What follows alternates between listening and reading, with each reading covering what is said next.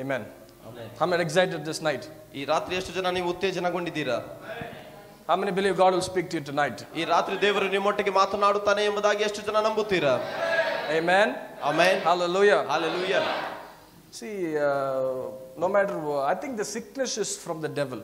ನಾನು ಅಂದುಕೊಳ್ಳುತ್ತೇನೆ ಈ ರೋಗ ಅದು ದೇವದ ಮೂಲ ಸೈತಾನನಿಂದ ಬಂದಿದೆ. Because it says in the book of Revelation that the enemy fall from the heaven. ಯಾಕಂದ್ರೆ ಪ್ರಕಟಣೆ ಪುಸ್ತಕದಲ್ಲಿ ಇದು ಹೇಳುತ್ತದೆ ಹೀಗೆ, ವೈರಿಯು ಆತನು ಮೇಲಿನಿಂದ ಬಿದ್ದನು. So where did he fell? ಆತನು ಎಲ್ಲಿ ಬಿದ್ದನು? ಭೂಮಿ ಮೇಲೆ. Right. Bible says the enemy fell on the earth. ಸತ್ಯವೇದ ನಮಗೆ ಹೇಳುತ್ತದೆ ಆ ವೈರಿ ಭೂಲೋಕದ ಮೇಲೆ ಬಿದ್ದನು. And the Bible says the enemy's time is too short. ಸತ್ಯವೇದ ನಮಗೆ ಹೇಳುತ್ತದೆ ಆ ವೈರಿಯ ಸಮಯ ಬಹಳ ಕೊಂಚ ಸ್ವಲ್ಪ. If you have a Bible's Revelation, ನಿಮ್ಮಲ್ಲಿ ಸತ್ಯವೇದ ಇರೋದಾದ್ರೆ ಪ್ರಕಟಣೆ ಪುಸ್ತಕದ ಕಡೆಗೆ ತಿರುಗಿಸಿರಿ. chapter 12, 12ನೇ ಅಧ್ಯಾಯ verse 12. 12ನೇ ವಚನ. ಪರಲೋಕವೇ, ಅದರಲ್ಲಿ ವಾಸ ಮಾಡುವವರೇ, ಹರ್ಷಗೊಳ್ಳಿರಿ. ಭೂಮಿಯೇ, ಸಮುದ್ರವೇ, ನಿಮ್ಮ ದುರ್ಗತಿಯನ್ನು ಏನು ಹೇಳಲಿ? ಸೈತಾನನು ತನಗಿರುವ ಕಾಲವು ಸ್ವಲ್ಪವೆಂದು ತಿಳಿದು ಮಹಾರೌದ್ರವುಳ್ಳವನಾಗಿ ನಿಮ್ಮ ಕಡೆಗೆ ಇಳಿದು ಬಂದಿದ್ದಾನೆ ಎಂಬುದಾಗಿ ಹೇಳಿತು. Amen. Bible says, ಸತ್ಯವೇದ ಹೇಳುತ್ತದೆ. now as I said, where did the enemy fell? ನಾನು ಹೇಳಿದಂತೆ ಸೈತಾನನು ಎಲ್ಲಿ ಬಿದ್ದನು? So Bible says he fell on the earth and he's filled with fury because he knows that his time is short. ಸತ್ಯವೇದ ನಮಗೆ ಹೇಳುತ್ತದೆ ಸೈತಾನನು ಆತನು ಭೂಮಿಯ ಮೇಲೆ ಬಿದ್ದನು, ಆತನು ತನ್ನ ಸಮಯ ಸ್ವಲ್ಪವೆಂದು ತಿಳಿದು ಮಹಾರೌದ್ರವುಳ್ಳನಾಗಿ ಈ ಕಡೆಗೆ ಬಂದಿದ್ದಾನೆ ಎಂದು. Amen. Amen. So the enemy's time is short. ಆದ್ದರಿಂದ ವೈರಿಯ ಸಮಯ ಬಹಳ ಸ್ವಲ್ಪ. He knows ಆತನಿಗೆ ಗೊತ್ತು, if people get saved, ಜನರು ರಕ್ಷಣೆ ಹೊಂದುವುದಾದರೆ they'll go to heaven. ಅವರು ಪರಲೋಕಕ್ಕೆ ಹೋಗುತ್ತಾರೆ. So he does his maximum effort to bring all people to hell with him. ಎಲ್ಲ ತನ್ನಿಂದ ಎಷ್ಟರ ಮಟ್ಟಿಗೆ ಆಗುತ್ತದೋ ಅಷ್ಟರ ಮಟ್ಟಿಗೆ ಎಷ್ಟು ಜನರನ್ನು ನರಕಕ್ಕೆ ಕೊಂಡೊಯ್ಯಲಿಕ್ಕೆ ಆಗುತ್ತದೋ ಅಷ್ಟರ ಮಟ್ಟಿಗೆ ಆತನು ಪ್ರಯತ್ನವನ್ನು ಮಾಡುತ್ತಾ ಇದ್ದಾನೆ. So he releases diseases. ಆದ್ದರಿಂದ ಆತನು ರೋಗಗಳನ್ನು ಬಿಡುಗಡೆ ಮಾಡುತ್ತಾನೆ. He releases sickness. ಆತನು ವ್ಯಾಧಿಯನ್ನು ಬಿಡುಗಡೆ ಮಾಡುತ್ತಾನೆ. Because Bible says in Luke chapter 12, Matthew chapter 24 or Luke chapter 21, it says when you hear of wars and rumors of wars, you know the time is near. ಮತ್ತಾಯದಲ್ಲಿ ಮತ್ತು ಲೂಕದಲ್ಲಿ ಹೇಳುತ್ತದೆ ಆ ಒಂದು ಯುದ್ಧವಾಗುವ ರೀತಿಯ ಒಂದು ಸುದ್ದಿಯನ್ನು ಕೇಳುವಾಗ ನೀವು ತಿಳಿದುಕೊಳ್ಳಬೇಕು ಆ ಸಮಯ ಹತ್ತಿರ ಬಂದಿದೆ ಎಂದು. But listen to me. ಕೇಳಿ, ಈ ರಾತ್ರಿ ಕೇಳಿಸಿಕೊಳ್ಳಿರಿ. The time is short for the devil. ಸೈತಾನನಿಗೆ ಆತನಿಗಿರುವ ಸಮಯ ಬಹಳ ಸ್ವಲ್ಪವಾಗಿದೆ. So the enemy knows. ಆದ್ದರಿಂದ ವೈರಿಗೆ ಗೊತ್ತು. And he's putting his maximum effort to bring plagues, to bring diseases, to kill people and to take them to hell. ಜನರನ್ನು ಕೊಂದು ನರಕಕ್ಕೆ ಕೊಂಡೊಯ್ಯುವುದಕ್ಕಾಗಿ ಸೈತಾನನು ತನ್ನಿಂದ ಎಷ್ಟರ ಮಟ್ಟಿಗೆ ಆಗುತ್ತದೋ ಅಷ್ಟರ ಮಟ್ಟಿಗೆ ಆತನು ಶಕ್ತಿಯನ್ನು ಹಾಕುತ್ತಿದ್ದಾನೆ ರೋಗಗಳನ್ನು ಜನರ ಮೇಲೆ ತರುವುದಕ್ಕಾಗಿ. Amen. Amen. But you know one thing. ಆದ್ರೆ ನಿಮಗೆ ಒಂದು ಸಂಗತಿ ತಿಳಿದಿದೆಯಾ? We the righteous people are still alive. ನೀತಿವಂತರಾಗಿರುವಂತ ನಾವುಗಳು ಇನ್ನೂ ಜೀವವುಳ್ಳವರಾಗಿದ್ದೇವೆ. We the righteous people, ನೀತಿವಂತರುಗಳಾಗಿದ್ದಂತ ನಾವುಗಳು, no matter how many plagues and diseases he sends all over the world including India, ಆತನು ಎಷ್ಟರ ಮಟ್ಟಿಗೆ ವ್ಯಾಧಿಗಳನ್ನಾಗಲಿ ರೋಗಗಳನ್ನಾಗಲಿ ಇಡೀ ಲೋಕದ ತುಂಬೆಲ್ಲ ಭಾರತವನ್ನು ಸೇರಿ ಎಷ್ಟೇ ರೋಗವನ್ನು ಕಳಿಸಿದರೂ ಸಹ it will not touch you and me. ಅದು ನಿಮ್ಮನ್ನು ಮುಟ್ಟುವುದಿಲ್ಲ. Amen. You better clap for this. It cannot come near your dwelling. ನೀವು ವಾಸ ಮಾಡುವ ಸ್ಥಳದ ಹತ್ತಿರಕ್ಕೂ ಸಹ ಅದು ಬರುವುದಿಲ್ಲ. Hallelujah. Hallelujah. Bible says in these times many people will fall from faith. ಸತ್ಯವೇದ ನಮಗೆ ಹೇಳುತ್ತದೆ ಈ ಒಂದು ಕಾಲದಲ್ಲಿ ಬಹಳಷ್ಟು ಜನರು ತಮ್ಮ ನಂಬಿಕೆಯಲ್ಲಿ ಬಿದ್ದು ಹೋಗುತ್ತಾರೆ. ಈ ಕಾಲದಲ್ಲಿ ಬಹಳ ಜನರು ದೇವರು ನಂಬಿಕೊಂಡಿದ್ದವರೆಲ್ಲ ನಂಬಿಕೆ ಬಿಟ್ಟು ಯೇಸು ಸ್ವಾಮಿ ಬಿಟ್ಟು ಹೋಗ್ತಾರೆ. ಯಾಕೆ ಹಿಂಗ ಆಗ್ತಿದೆ? Why this is happening? ಯಾಕೆ ಇದು ಹೀಗೆ ಆಗುತ್ತದೆ? Why these plagues are coming? ಯಾಕೆ ಈ ಒಂದು ರೋಗಗಳು ಬರುತ್ತಿದೆ? Is not God there? ಈ ದೇವರು ಅಲ್ಲಿ ಇಲ್ಲವೋ? ದೇವರಿಲ್ವಾ? Why this happening? ಯಾಕೆ ಇದು ಆಗುತ್ತಿದೆ? Many people, Bible says, ಅನೇಕ ಸತ್ಯವೇದ ನಮಗೆ ಹೇಳುತ್ತದೆ ಅನೇಕ ಜನರು will go into anxiety. ಅವರ ಒಂದು ಚಿಂತೆಗೆ ಒಳಗಾಗುತ್ತಾರೆ. Will go into drunkenness. ಅವರ ಒಂದು ಕುಡಿಕತನಕ್ಕೆ ಒಳಗಾಗುತ್ತಾರೆ. They will fall from faith. ಅವರು ನಂಬಿಕೆಯಲ್ಲಿ ಹಿಂದಕ್ಕೆ ಬಿದ್ದು ಹೋಗುತ್ತಾರೆ. Look to me, church, this is very important. ಸಭೆ ನನ್ನ ಕಡೆಗೆ ನೋಡಿರಿ, ಇದು ಬಹಳ ಪ್ರಾಮುಖ್ಯವಾದದ್ದು. These are last days. ಇವು ಅಂತ್ಯದ ದಿವಸಗಳಾಗಿವೆ. Don't expect your brother to love you. ನಿನ್ನ ಸಹೋದರನು ನಿನ್ನನ್ನು ಪ್ರೀತಿಸುವಂತೆ ಅಪೇಕ್ಷೆ ಪಡಬೇಡ. Don't expect your relatives to love you. ನಿಮ್ಮ ಸಂಬಂಧಿಕರು ನಿಮ್ಮನ್ನು ಪ್ರೀತಿಸುವಂತೆ ಅವರ ಕಡೆಗೆ ನೀನು ಅಪೇಕ್ಷೆ ಪಡಬೇಡ. Don't expect your husband to love you. ನಿಮ್ಮ ಗಂಡನು ನಿಮ್ಮನ್ನು ಪ್ರೀತಿಸುವಂತೆ ಅಪೇಕ್ಷೆ ಮಾಡಬೇಡ್ರಿ. Why? ಯಾಕೆ? Bible says ಸತ್ಯವೇದ ಹೇಳುತ್ತದೆ, in the last days ಕೊನೆಯ ದಿನಗಳಲ್ಲಿ the love of most will grow cold. ನಿಮ್ಮಲ್ಲಿರುವಂತಹ ಬಹಳ ಜನರ ಪ್ರೀತಿಯು ತಣ್ಣಗಾಗಿ ಹೋಗುತ್ತದೆ. People will rise up against one another. ಒಬ್ಬರಿಗೊಬ್ಬರು ಜನರು ತಿರುಗಿ ಬೀಳುತ್ತಾರೆ. So don't expect love from even so-called Christians. ಆದ್ದರಿಂದ ಕ್ರೈಸ್ತರು ಎಂದು ಕರೆಯಲ್ಪಡುವ ಜನರ ಹತ್ತಿರ ಸಹ ಅವರು ಪ್ರೀತಿಸುತ್ತಾರೆ ಎಂಬುದಾಗಿ ನೀವು ಅಪೇಕ್ಷೆ ಮಾಡಬೇಡಿರಿ. Because the enemy is doing his job. ಯಾಕೆಂದರೆ ವೈರಿಯು ತನ್ನ ಕೆಲಸವನ್ನು ಮಾಡುತ್ತಾ ಇದ್ದಾನೆ. But you need not to be afraid. ಆದ್ರೆ ನಾವು ಹೆದರಬೇಕಾಗಿಲ್ಲ. We stand by God's word. ದೇವರ ವಾಕ್ಯದಲ್ಲಿ ನಾವು ನಿಂತುಕೊಂಡು and nothing will touch us. ಮತ್ತು ಯಾವುದೇ ನಮ್ಮನ್ನು ಮುಟ್ಟುವುದಿಲ್ಲ. Hallelujah. Hallelujah. Amen. Amen. Amen. Exodus. ಅಧ್ಯಾಯ We will read 1. ಒಂದನೇ ವಾಕ್ಯವನ್ನು ನಾವು ಓದುವರಾಗಿರೋಣ. From 1 to ಒಂದನೇ ವಾಕ್ಯದಿಂದ we will read 10. 10ನೇ ವಚನದ ತನಕ ನಾವು ಓದುವರಾಗಿರೋಣ. So today a lot of verses will be there. If you can note it down, you can note it down. ಇಂದು ಬಹಳಷ್ಟು ವಾಕ್ಯಗಳಿದೆ. ನೀವು ಒಂದು ವೇಳೆ ಅದನ್ನು ಬರೆದುಕೊಳ್ಳುವವರಾದರೆ ಬರೆದುಕೊಳ್ಳಿರಿ. Read this. Yes. ವಿಮೋಚನಕಾಂಡ 2ನೇ ಅಧ್ಯಾಯ 1ನೇ ವಚನದಿಂದ 10ನೇ ವಚನದ ತನಕ. ಹೀಗಿರುವಲ್ಲಿ ಲೇವಿಯ ವಂಶಸ್ಥನಾದ ಒಬ್ಬ ಮನುಷ್ಯನು ಲೇವಿಯ ಕುಲದ ಕನ್ನಿಕೆಯನ್ನು ಮದುವೆ ಮಾಡಿಕೊಂಡನು. ಆಕೆ ಗರ್ಭಿಣಿಯಾಗಿ ಗಂಡು ಮಗುವನ್ನು ಹೆತ್ತು ಅದು ಚೆಲುವಾದ ಕೂಸೆಂದು ತಿಳಿದು 3 ತಿಂಗಳು ಬಚ್ಚಿಟ್ಟಳು. ಆಕೆ ಅದನ್ನು ಇನ್ನೂ ಹೆಚ್ಚು ಕಾಲ ಮರೆ ಮಾಡಲಾರದೆ ಆಪಿನ ಪೆಟ್ಟಿಗೆಯನ್ನು ತೆಗೆದುಕೊಂಡು ಜೇಡಿ ಮಣ್ಣನ್ನು ರಾಳವನ್ನು ಹಚ್ಚಿ ಕೂಸನ್ನು ಅದರಲ್ಲಿ ಮಲಗಿಸಿ ನೈಲ್ ನದಿಯ ಅಂಚಿನಲ್ಲಿರುವ ಜಂಬು ಹುಲ್ಲಿನಲ್ಲಿಟ್ಟಳು. ಕೂಸಿಗೆ ಏನಾಗುವುದೆಂದು ತಿಳ್ಕೊಳ್ಳುವುದಕ್ಕೆ ಅದರ ಅಕ್ಕನು ಸ್ವಲ್ಪ ದೂರದಲ್ಲಿ ನಿಂತುಕೊಂಡಳು. ಅಷ್ಟರಲ್ಲಿ ಫರೋಹನ ಕುಮಾರ್ತೆಯು ಸ್ನಾನಕ್ಕಾಗಿ ಆ ನದಿಯ ಬಳಿಗೆ ಇಳಿದು ಬಂದಳು. ಆಕೆಯ ಗೆಳತಿಯರು ನದಿಯ ದಡದಲ್ಲಿ ತಿರುಗಾಡುತ್ತಿದ್ದರು. ಆಕೆ ಜಂಬು ಹುಲ್ಲಿನಲ್ಲಿ ಪೆಟ್ಟಿಗೆಯನ್ನು ಕಂಡು ದಾಸಿಯನ್ನು ಕಳುಹಿಸಿ ತರಿಸಿದಳು. ಅದನ್ನು ತೆರೆದು ನೋಡುವಾಗ ಆಹಾ, ಅಳುವ ಕೂಸು. ಆಕೆ ಅದರ ಮೇಲೆ ಕನಿಕರವಿಟ್ಟು ಇದು ಹಿಬ್ರಿಯರ ಮಕ್ಕಳಲ್ಲಿ ಒಂದಾಗಿರಬಹುದೆಂದು ಹೇಳಿದಳು. ಆಗಲೇ ಅದರ ಅಕ್ಕ ಬಂದು ಫರೋಹನ ಕುಮಾರ್ತೆಗೆ, ನಿನಗೋಸ್ಕರ ಈ ಕೂಸನ್ನು ಮೊಲೆ ಕೊಟ್ಟು ಸಾಕುವುದಕ್ಕೆ ಹಿಬ್ರಿಯ ಸ್ತ್ರೀಯರಲ್ಲಿ ಒಬ್ಬ ದಾದಿಯನ್ನು ನಾನು ಕರೆದುಕೊಂಡು ಬರಲೋ ಎಂದು ಕೇಳಲು ಫರೋಹನ ಕುಮಾರ್ತೆ ಹಾಗೆ ಮಾಡು ಅಂದಳು. ಆ ಹುಡುಗಿ ಹೋಗಿ ಕೂಸಿನ ತಾಯಿಯನ್ನೇ ಕರೆತಂದಳು. ಫರೋಹನ ಕುಮಾರ್ತೆ ಅವಳಿಗೆ, ನೀನು ಈ ಮಗುವನ್ನು ತೆಗೆದುಕೊಂಡು ಹೋಗಿ ನನಗೋಸ್ಕರ ಸಾಕಮ್ಮ, ನಾನೇ ನಿನಗೆ ಸಂಬಳವನ್ನು ಕೊಡುವೆನು ಎಂದು ಹೇಳಲಾಗಿ ಆ ಸ್ತ್ರೀಯು ಕೂಸನ್ನು ತೆಗೆದುಕೊಂಡು ಸಾಕಿದಳು. ಆ ಹುಡುಗನು ಬೆಳೆದಾಗ ಅವನನ್ನು ಫರೋಹನ ಕುಮಾರ್ತೆಯ ಬಳಿಗೆ ತೆಗೆದುಕೊಂಡು ಬಂದಳು. ಅವನು ಆಕೆಗೆ ಮಗನಾದನು. ಇವನನ್ನು ನೀರಿನೊಳಗಿಂದ ಎಳೆದಿದ್ದೇನೆಂದು ಹೇಳಿ ಆಕೆ ಅವನಿಗೆ ಮೋಶೆ ಎಂದು ಹೆಸರಿಟ್ಟಳು. Amen. Hallelujah. I believe this is a prophetic word. ನಾನು ನಂಬುತ್ತೇನೆ ಇದೊಂದು ಪ್ರವಾದನೆ ಮಾತು ಎಂದು. You take it in a prophetic way. ನೀವು ಇದನ್ನು ಪ್ರವಾದನೆಯ ರೀತಿಯಲ್ಲಿ ತೆಗೆದುಕೊಳ್ಳಬೇಕು. So if you take it in the flesh, ಒಂದು ವೇಳೆ ನೀವು ದೇಹದಲ್ಲಿ ಇದನ್ನು ತೆಗೆದುಕೊಳ್ಳುವುದಾದರೆ you will not get it. ನೀವು ಇದನ್ನು ಹೊಂದಿಕೊಳ್ಳುವುದಿಲ್ಲ. So this is a prophetic word. ಆದ್ದರಿಂದ ಇದು ಪ್ರವಾದನೆಯ ಮಾತು. Amen. Amen. So this I like to just what to say, give a topic to this anyhow. ನಾವು ಇದಕ್ಕೆ ಒಂದು ಶಿರೋನಾಮೆಯನ್ನು ಕೊಡ್ತೇನೆ ಅಷ್ಟೇ. ಹೇಗೋ Okay. Hidden. ಒಂದು ಮರ್ಯ ಮಾಡ No, ಬಚ್ಚಿಡಲ್ಪಟ್ಟಿದ್ದು. we can say like this. Gupta sthala. ಗುಪ್ತ ಸ್ಥಳ ಎಂಬುದಾಗಿ ಬರೆದುಕೊಳ್ಳುವರಾದರೆ ಬರೆದುಕೊಳ್ಳಿರಿ. Secret place. ಒಂದು ಗುಪ್ತ ಸ್ಥಳ, ರಹಸ್ಯವಾದ ಸ್ಥಳ. Amen. Amen. Amen. So now we're going to start. So just give your ears for just 20 minutes. ನಾವು ಈಗ ಪ್ರಾರಂಭ ಮಾಡಲಿಕ್ಕಿದ್ದೇವೆ. ನಿಮ್ಮ ಕಿವಿಯನ್ನು 20 ನಿಮಿಷಗಳ ತನಕ ನನ್ನ ಕಡೆಗೆ ಕೊಡಿರಿ. Amen.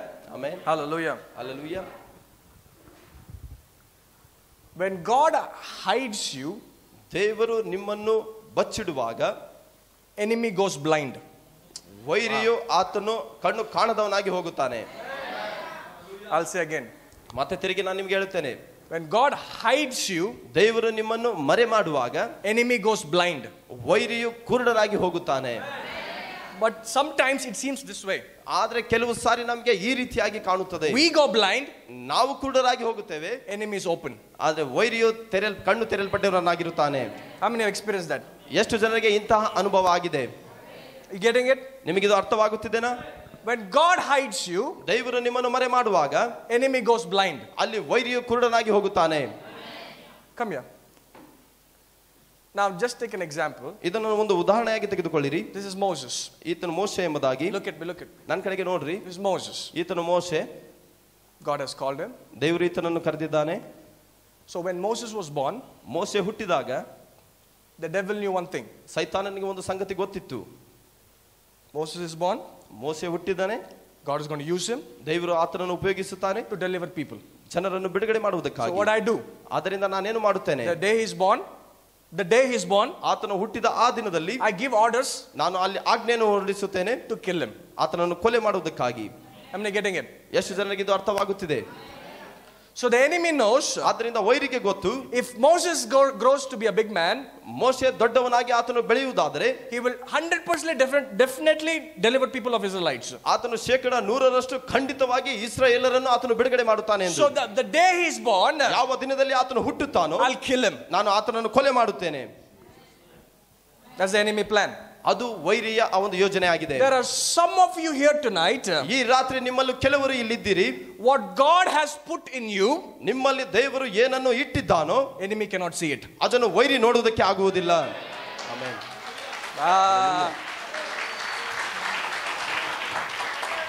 I'll say again. ಮತ್ತೆ ತಿರುಗಿ ನಾನು ನಿಮಗೆ ಹೇಳುತ್ತೇನೆ, ಅಲ್ಲೇ ಕೂತು ನೀನು ನಗಲಬೇಕು. What God, write this down. ಬರೆದುಕೊಳ್ಳುವುದಾದ್ರೆ ಬರೆದುಕೊಳ್ಳಿರಿ. What God has put in you, ದೇವರು ನಿಮ್ಮೊಳಗೆ ಏನನ್ನು ಇಟ್ಟಿದ್ದಾನೋ ನಿಮ್ಮೊಳಗೆ ಶತ್ರು ಕಾಣ್ತಿಲ್ಲ, ಅದು ಶತ್ರುವಿಗೆ ಕಾಣುತ್ತಾ ಇಲ್ಲ.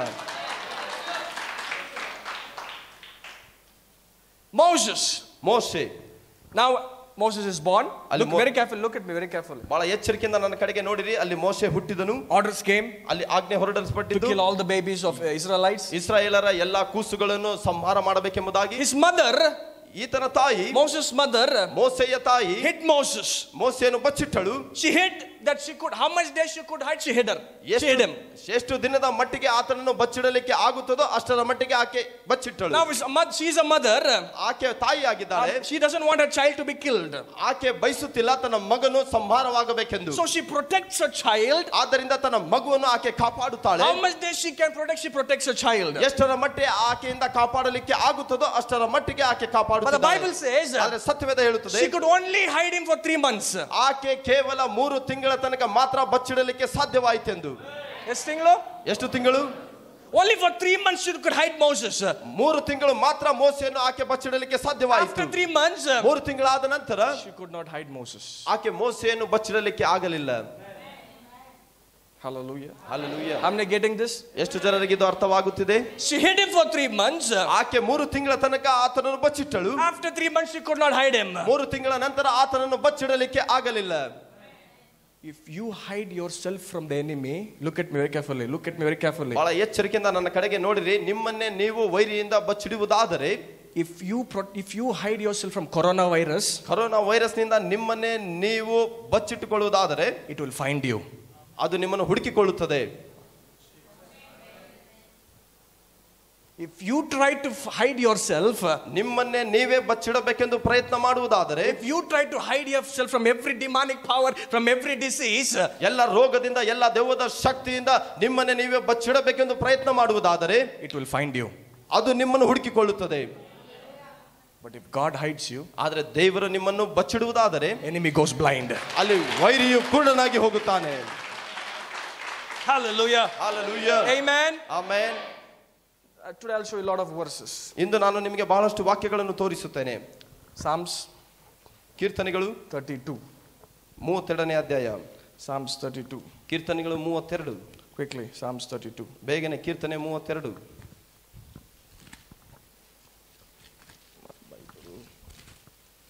Psalms 32 verse 7. ಕೀರ್ತನೆ 32ನೇ ಅಧ್ಯಾಯ 7ನೇ ವಚನ. Quickly. ನೀನೇ ನನಗೆ ಮರೆಯು, ನಿರಪಾಯವಾಗಿ ನನ್ನನ್ನು ಕಾಯುವಿ, ವಿಮೋಚನಾ ಧ್ವನಿಯಿಂದ ನನ್ನನ್ನು ಆವರಿಸಿಕೊಳ್ಳುತ್ತೀ. You are my hiding place. ನೀನೇ ನನಗೆ ಮರೆಯು. I will not go there. ನೀನೇ ನನ್ನ ಗುಪ್ತ ಸ್ಥಳ. Here the psalmist says to God, ಇಲ್ಲಿ ಕೀರ್ತನೆಗಾರನು ದೇವರಿಗೆ ಹೇಳುತ್ತಾ ಇದ್ದಾನೆ, you are my hiding place. ನಾನು ಬಚ್ಚಿಟ್ಟುಕೊಳ್ಳುವಂತ ಸ್ಥಳ ನೀನೇ ಆಗಿದ್ದಿ. Who is the hiding place? ಯಾರು ಅಲ್ಲಿ ಬಚ್ಚಿಡಲ್ಪಡುವಂತ ಸ್ಥಳ?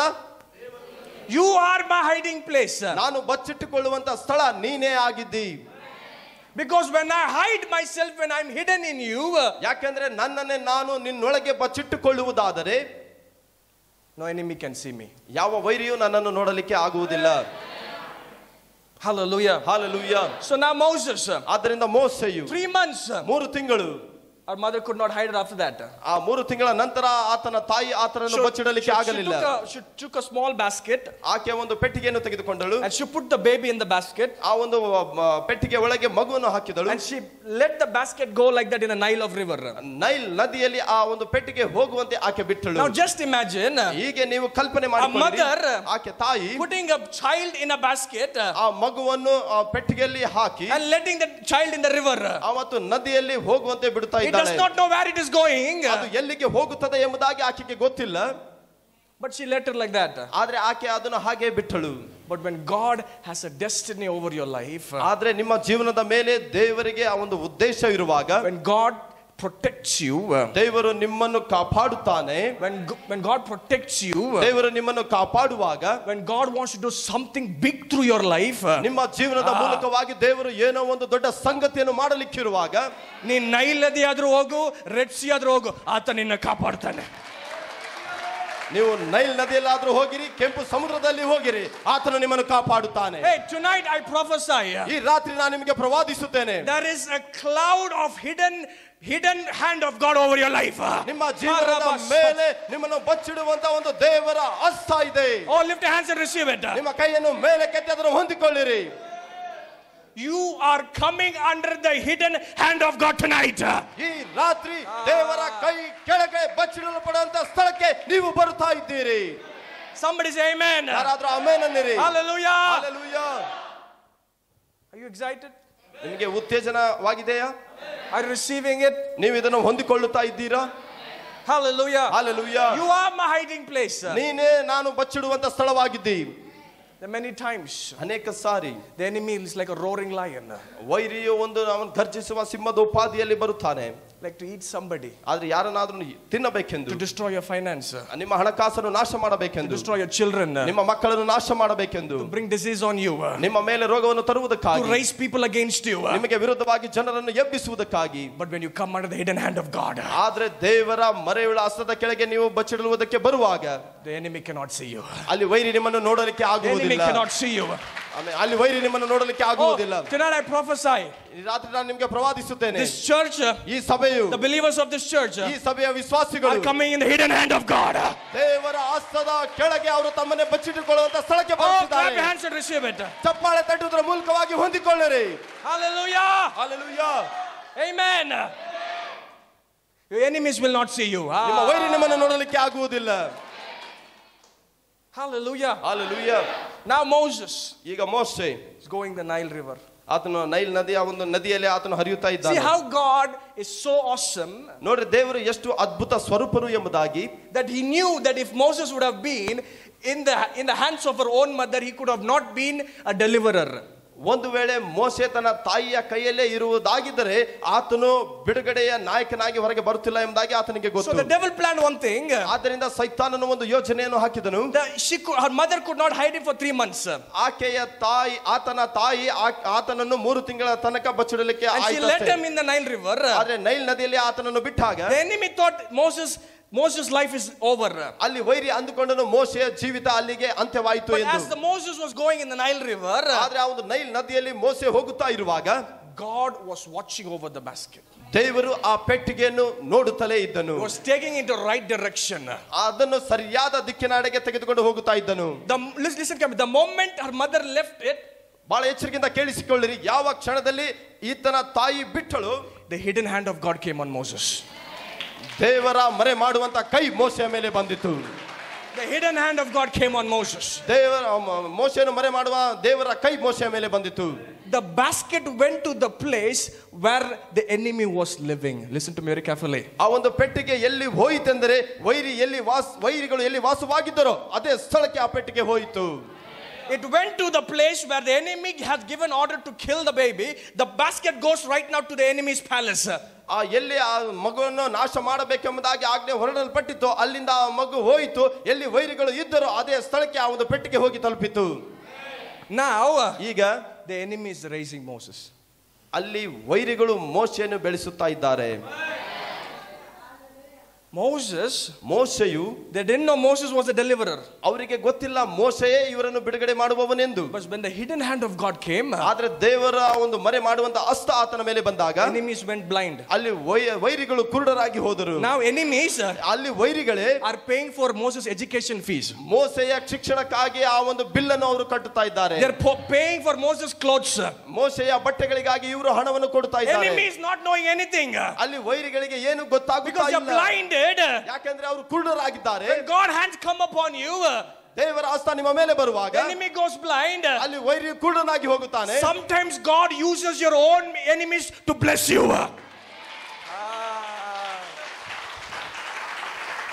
ಕೆಲವು ಸಾರಿ ದೇವರು ನಿಮ್ಮ ಸ್ವಂತ ವೈರಿಗಳನ್ನೇ ನಿಮ್ಮನ್ನು ಆಶೀರ್ವಾದವಾಗುವುದಕ್ಕಾಗಿ ಅವರನ್ನು ಉಪಯೋಗಿಸುತ್ತಾನೆ. ಎನಿಮಿ ಪಕ್ಕದಾಗೆ ಇದ್ದಾನೆ, ವೈರಿಯು ಪಕ್ಕದಲ್ಲೇ ಇದ್ದಾನೆ.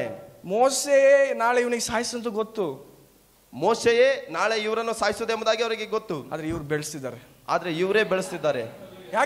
ಯಾಕೆ ಮರೆಯಲ್ಪಟ್ಟಿರುವ ಕೈಗೆ ಯೇಸುಸ್ವಾಮ ಮರೆ ಮಾಡುವಂತ ದೇವರ ಹಸ್ತ ಆತನ ಮೇಲೆ ಇದ್ದದಕ್ಕಾಗಿ. How many want that grace tonight? ಈ ರಾತ್ರಿ ನಿಮ್ಮಲ್ಲಿ ಎಷ್ಟು ಜನರಿಗೆ ಕೃಪೆ ಬೇಕಾಗಿದೆ?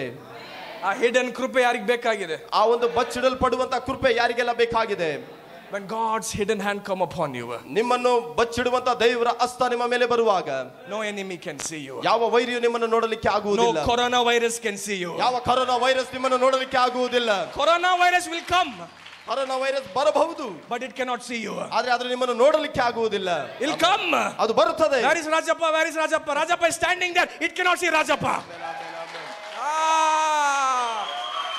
ಅದು ರಾಜಪ್ಪ ಇಲ್ಲಿ ಎಂಬುದಾಗಿ ಬರುತ್ತದೆ, ಆದ್ರೆ ಅದನ್ನು ನೋಡಲಿಕ್ಕೆ ಆಗುವುದಿಲ್ಲ. Rajappa Hey, where is Rajappa? ಇಲ್ಲೇ ಇದ್ದಾನೆ. They cannot see. Why? Because you're hidden in the hand of God. ಎಲ್ಲಿ ರಾಜಪ್ಪ ಎಂಬುದಾಗಿ ಅವರು ನೋಡ್ತಾರೆ, ಆದ್ರೆ ಅವನು ಅಲ್ಲೇ ಇದ್ದಾನೆ, ಅವನ ಕಣ್ಣಿಗೆ ಕಾಣುವುದಿಲ್ಲ. ಯಾಕಂದ್ರೆ ದೇವರ ಹಸ್ತವು ಆತನನ್ನು ಮರೆ ಮಾಡಿದೆ. God's hidden hand. ಬಚ್ಚಿಡುವಂತ ದೇವರ ಹಸ್ತವು. Hallelujah. Hallelujah. Hallelujah. Hallelujah.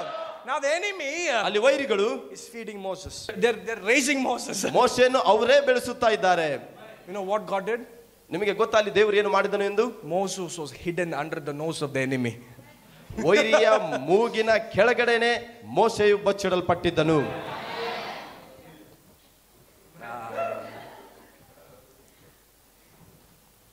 God's hidden hand is coming on this ministry. ಈ ಸೇವೆಯ ಮೇಲೆ ಮರೆ ಮಾಡುವಂತ ದೇವರ ಹಸ್ತ ಬರುತ್ತಿದೆ. Hallelujah. Hallelujah. How many believe that? ನೀವು ನಂಬುತ್ತೀರೋ? Where is Moses? ಮೋಶೆ ಎಲ್ಲಿದ್ದನು? ಮೋಶೆ ಇಲ್ಲೇ ಇದ್ದಾನೆ. ಮೋಶೆ ಇಲ್ಲೇ ಇದ್ದಾನೆ. Where is this guy? ಈ ವ್ಯಕ್ತಿ ಎಲ್ಲಿದ್ದನು? Here. ಇಲ್ಲೇ ಇದ್ದಾನೆ. But they cannot see. ಆದ್ರೆ ಅವರಿಂದ ನೋಡಲಿಕ್ಕೆ ಆಗುತ್ತಾ ಇಲ್ಲ. You are my hiding place. ನೀನೇ ನಾನು ಬಚ್ಚಿಡುವಂತ ಸ್ಥಳವಾಗಿದ್ದಿ. You are my hiding place. ನಾನು ಮರೆ ಮಾಡಲ್ಪಡುವಂತ ಸ್ಥಳ ನೀನೇ ಆಗಿದ್ದಿ.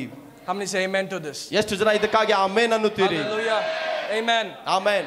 Once ಒಂದು ಸಾರಿ they came to trap Elisha. The Arameans came to trap Elisha. ಅರಾಮ್ಯರು ಅವರು ಎಲಿಷನನ್ನು ಹಿಡಿದುಕೊಳ್ಳುವುದಕ್ಕಾಗಿ ಬಂದರು. They came across the whole place where Elisha was living. Elisha was living in the center and they camped around Elisha's camp. ಎಲಿಷನು ವಾಸವಾಗಿದ್ದಂತ ಸ್ಥಳದ ಸುತ್ತಲೂ ವೈರಿಗಳು ಪಾಳೆಯವನ್ನು ಮಾಡಿಕೊಂಡರು. Now can they see Elisha? ಅಲ್ಲಿ ಅವರು ಎಲಿಷನನ್ನು They ನೋಡಬಹುದಾಗಿತ್ತು. saw Elisha. ಅವರು ಎಲಿಷನನ್ನು They ನೋಡಿದರು. knew Elisha is here. ಅವರಿಗೆ ಗೊತ್ತು ಎಲಿಷನು ಇಲ್ಲಿದ್ದಾನೆ ಎಂಬುದಾಗಿ So they came ಕೇಳಿಸಿಕೊಂಡರು. and occupied that place. ಆ ಒಂದು ಸ್ಥಳದ ಸುತ್ತಲೂ ಇವರು They know ಆವರಿಸಿಕೊಂಡರು. Elisha is here. ಅವರಿಗೆ ಗೊತ್ತು ಎಲಿಷನು ಅಲ್ಲೇ ಇದ್ದಾನೆ So ಎಂದು. they 100% came and captured that place.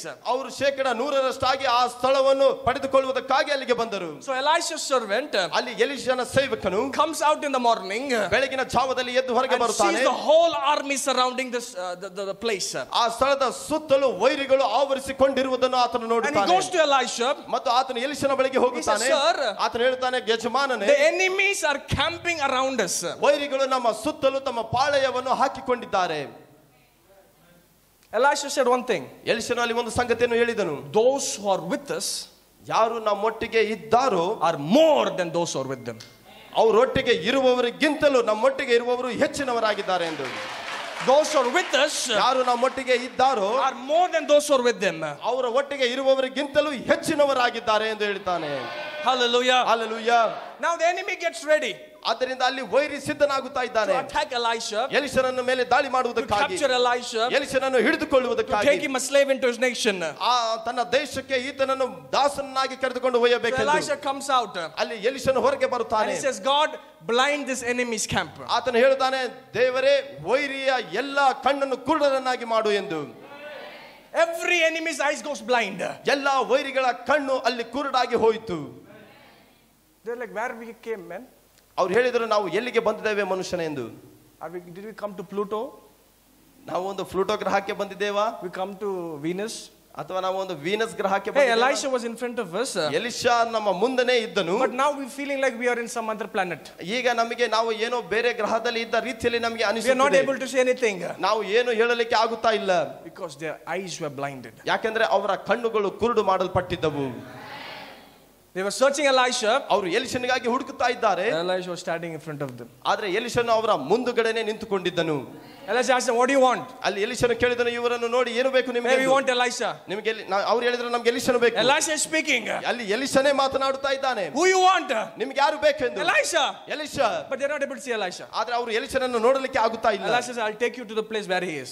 ಅಲ್ಲಿ ಎಲಿಷನು ಹೇಳಿದನು, ಆತನು ಇರುವಂತ ಸ್ಥಳಕ್ಕೆ ನಾನು ನಿಮ್ಮನ್ನು ಕರೆದುಕೊಂಡು ಹೋಗುತ್ತೇನೆ ಎಂದು. Now Elisha is in front of them. ಆದ್ರೆ ಅಲ್ಲಿ ಎಲಿಷನು ಅವರ ಮುಂದುಗಡೆನೆ ಇದ್ದಾನೆ. They cannot see Elisha. ಆದ್ರೆ ಅವರು ಎಲಿಷನನ್ನು ನೋಡಲಿಕ್ಕೆ ಆಗುತ್ತಾ ಇಲ್ಲ. That's the hand of God. ಅದೇ ದೇವರ ಹಸ್ತವಾಗಿದೆ. Tonight, ಈ ರಾತ್ರಿ those who came to this meeting, ಈ ಒಂದು ಕೂಟಕ್ಕಾಗಿ ಯಾರೆಲ್ಲ ನೀವು ಬಂದಿದ್ದೀರೋ, those who belong to this church, ಈ ಸಭೆಗೆ ಯಾರೆಲ್ಲ ಸಂಬಂಧ ಉಳ್ಳವರಾಗಿದ್ದೀರೋ, are coming in the hidden hand of God. ಆ ದೇವರ ಮರೆ ಮಾಡಲ್ಪಡುವಂತ ಹಸ್ತದ ಕೆಳಗೆ ನೀವು ಬರುತ್ತಾ ಇದ್ದೀರಿ. Coming in the hidden hand of God. Lift your ದೇವರ hands. ಮರೆ ಮಾಡಲ್ಪಡುವಂತ ಹಸ್ತದ ಕೆಳಗೆ ನೀವು ಬರುತ್ತಾ ಇದ್ದೀರಿ. Lift your hands wherever you are. ನೀವಿರುವ ಜಾಗದಲ್ಲಿ ನಿಮ್ಮ ಕೈಗಳನ್ನು ಮೇಲಕ್ಕೆತ್ತಿರಿ. Just close your eyes. ನಿಮ್ಮ ಕಣ್ಣುಗಳನ್ನು ಮುಚ್ಚಿರಿ.